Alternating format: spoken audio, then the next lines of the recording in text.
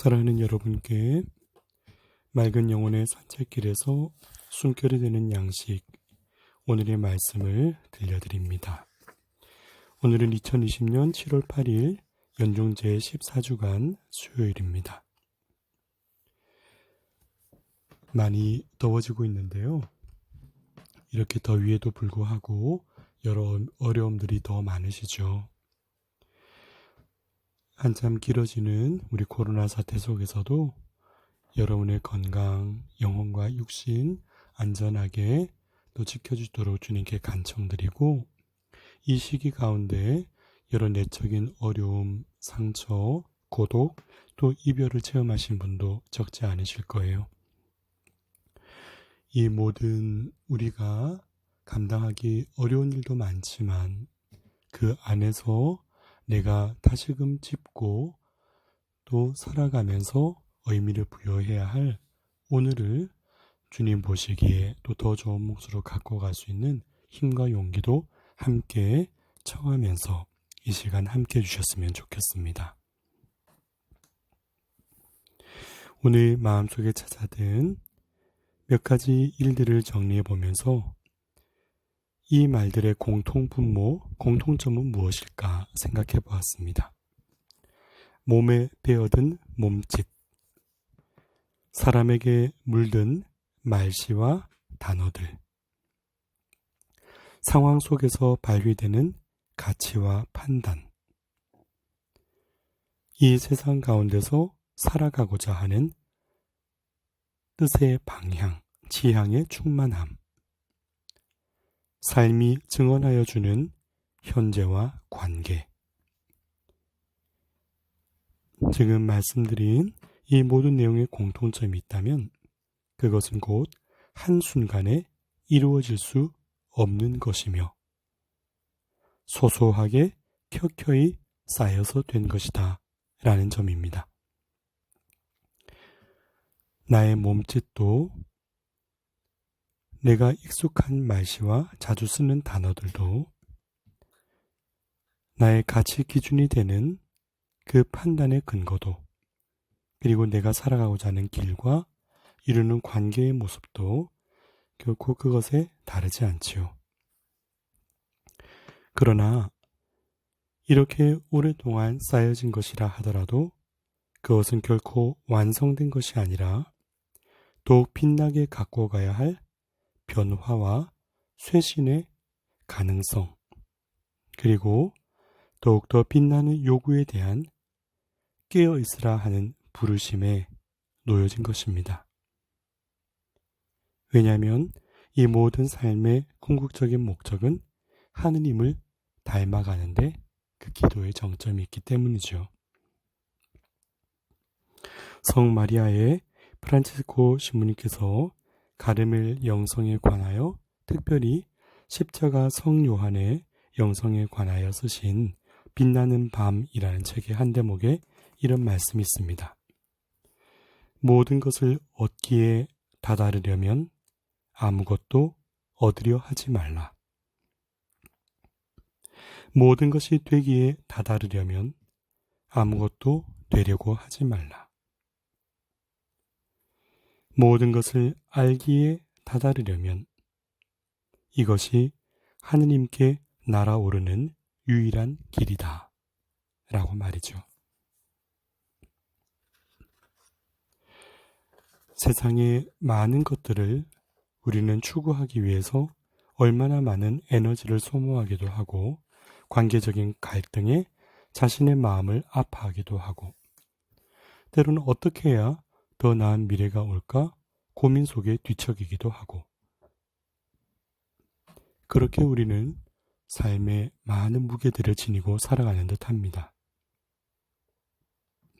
오늘 독서에서 지적하듯 포도나무가 무성해지면 거기에 열매가 맺고, 열매가 많으면 제단도 만들고, 땅이 좋아지면 기념 기둥들도 만들고, 이렇게 하나씩 둘씩 사람이 세상에 대하여 고민하다 보면 채워지지 못한 것에 더 주목하게 되고, 반대로 더 채우고자 하는 것에 내가 많은 욕구를 갖고 있구나라는 것을 확인하게 될 때가 많습니다. 이렇게 우리가 세상에 세우는 수많은 상들을 보면 이곳저곳에 세워진 상들은 사실 보여지는 것이죠.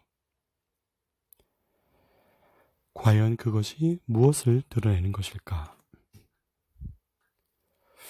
저는 1999년쯤이었나요? 그때쯤 참으로 놀라운 시각으로 읽었던 소설 한 권이 있었습니다. 바로 이청준 씨가 썼던 당신들의 천국이라는 소설이었죠. 제 시선을 끌었던 것은 먼저 제목 탓이었습니다. 보통 우리들의 천국이라는 제목을 떠올리기 쉬운데 왜 당신들의 천국이라 표현했을까? 소설의 간략한 골자는 나병 환자로 이루어진 섬에 수많은 사람들이 거쳐갔는데 그곳에 뿌리를 내리지 못하고 상처만을 남기고 떠나갔나 봅니다. 거기에 이 주인공이 그곳에 깃들어서 차가운 편견과 외로움 속에 그것을 극복해 나가고 그곳에 있는 사람의 마음의 문을 열기까지의 과정과 그 좌절 등등을 생생하게 담아내고 있는 거죠. 그 중에 참 인상적인 내용은 그랬습니다.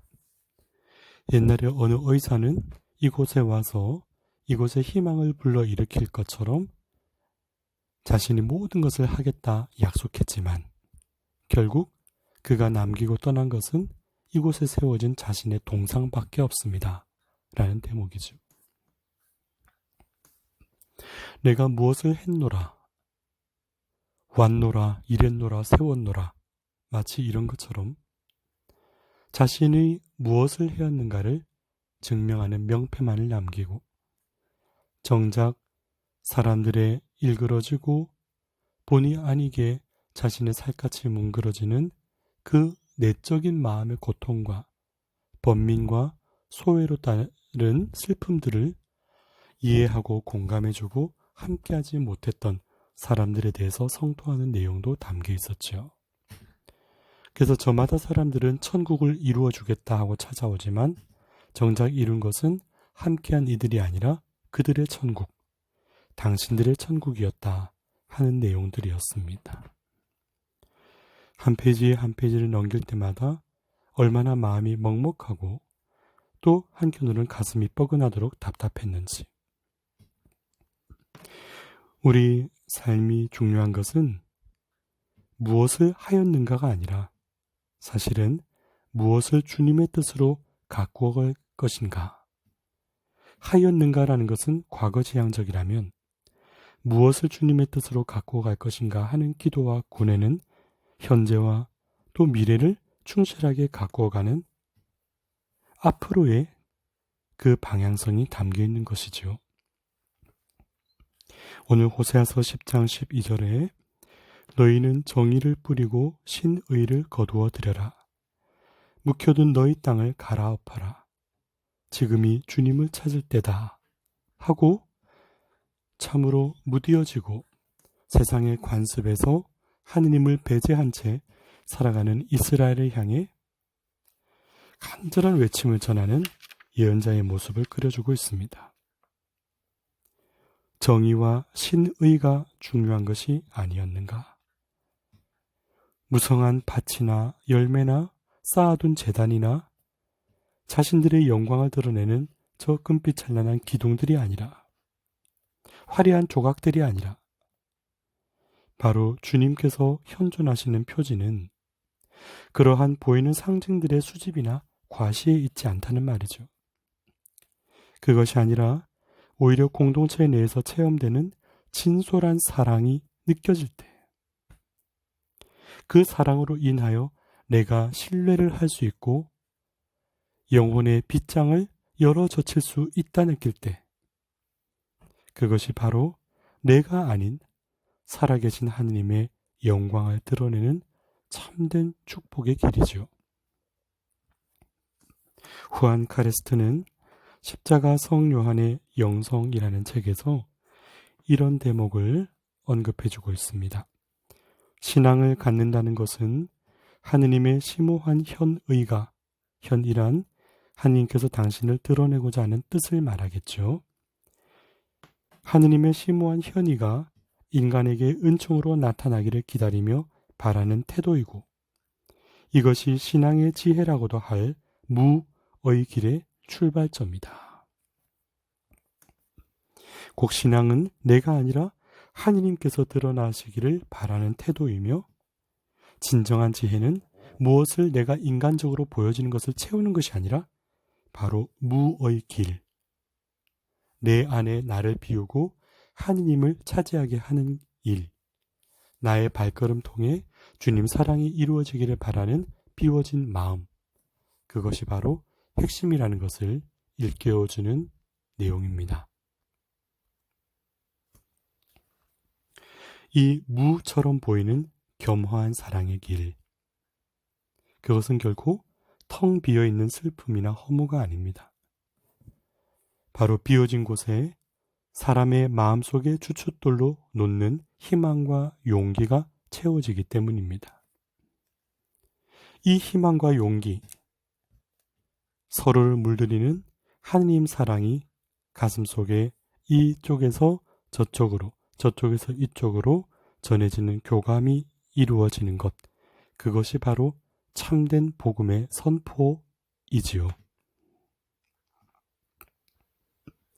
오늘 복음의 마태복음 10장 1절에는 예수님께서 12제자를 부르시고 병자와 허약한 이들을 모두 고쳐주게 하셨다 하십니다. 이는 그 치유의 현장에 있었던 사람들에게 주는 감동도 있겠지만, 그 본질은 치유된 그 사람에게 간직되는 기억이 바로 선물로 주어진다라는 것에 있습니다. 내가 갖는 보상은 내가 무언가를 이루었다라는 우쭐거림도 사람들 앞에 치유를 행했다는 자부심이나 자만이 아니라 바로 치유된 이가 받아들인 그 거룩한 변화와 나음이 나에게 돌아오는 유일한 보상이기를 바랐으면 하는 것입니다. 마치 구약 성경에서 이스라엘의 12지파를 정하시면서 주님의 영광을 받드는 사제의 지파인 레위인들에게는 주님만이 제사니라 하셨던 것처럼 말입니다. 오늘 마태복음 10장 6절에서 7절 사이에 이스라엘 집안의 길 잃은 양들에게 가라. 가서 하늘나라가 가까이 왔다 하고 선포하여라. 주님이 말씀하십니다. 그런데 그 앞부분에 보면 다른 민족들에게 가는 길로 가지 말고 하느님의 말씀을 받아들이는 이들에게, 이것은 차별이나 어떤 특정 지역을 가라 그런 뜻이 아니라 바로 이 모든 변화와 하느님의 사랑의 결과가 이루어지는 것은 받아들이는 사람의 몫이기 때문이다 하는 것이죠. 때로는 냉대도 겪고 소외도 겪고 마음으로 거부하는 이들을 만날 때도 있겠지만, 마음속으로 깊이 주님께 신뢰를 두고 내가 해야 될 복음의 선포에 있어서 실망하거나 좌절하지 말라 하며 다독여주시는, 제자들을 보내어 주시는 주님의 따사로운 사랑이 느껴지는 대목이기도 합니다. 그러면 선포의 내용은 무엇이었나요? 하늘나라가 가까이 왔다 하는 거예요. 그것을 선포하는 내가 여기 있다 하는 것이 아니라 세상에서 세우는 나의 동상이 아니라 기쁜 소식의 선포를 위해 루카복음 9장 58절에 사람의 아들은 머리 둘 곳조차 없다 하셨던 그 가난한 주님의 길을 따라 바오로 사도의 열정처럼 달릴 길을 다 달렸다 할 수 있는 그것만으로도 보람과 기쁨이 채워주는 가난한 신앙이 바로 복음 선포의 핵심이다라는 거예요. 그러나 그것은 결코 가난하지 않습니다. 왜냐하면 충만한 하느님 사랑으로 보상이 이루어지기 때문이지요. 아빌라의 데레사 성녀는 그렇게 말씀하셨지요. 세상 모든 것은 뭐라고 하셨나요? 모든 것은 다 지나가는 것. 하느님만으로 만족하도다. 숨쉬고 꾸려왔던 나의 육신도 언젠가는 져갈 테고, 내가 그토록 갈등하며 번민했던 관계도 사그러질 테고, 그러나 모든 것이 지난 다음 하느님을 붙들고 올곧게 살려고 했던 이 마음의 깊은 사랑의 울림은 사람의 마음에서 마음으로 전해지는 복음이 될 것이라는 희망. 그것에 우리가 놓아둬야 할 참 기쁨을 심고서 빼앗기지 않는 참 지혜로운 사람이 되었으면 좋겠습니다. 오늘 이 묵상을 전하며 말씀을 듣는 여러분들과 여러분의 가정, 여러분의 삶의 자리에 있어서도 치유와 평화가 함께하기를 기도드리고요. 저도 허락되는 때까지 주님의 말씀 잘 전할 수 있도록 기도도 부탁드리려고 해요.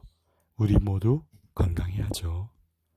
이 모든 여정, 그러나 주님의 자비의 손길에 맡기면서 오늘 하루 깨어서 어제보다 더 나은 모습으로 나아갈 우리의 마음을 깊은 사랑으로 체근할 수 있는 의미 있는 시간들로 엮어졌으면 좋겠습니다.